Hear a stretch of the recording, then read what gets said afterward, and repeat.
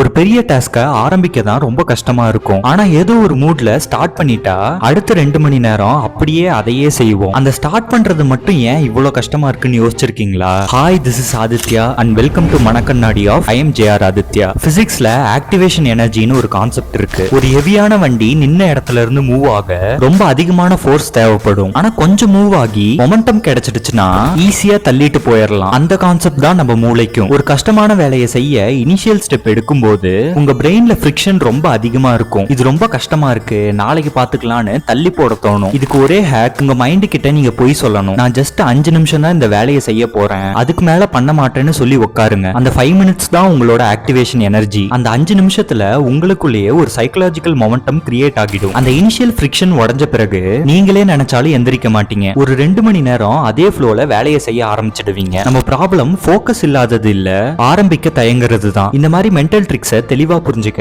ஐ M JR ஆதித்யாவை follow பண்ணுங்க.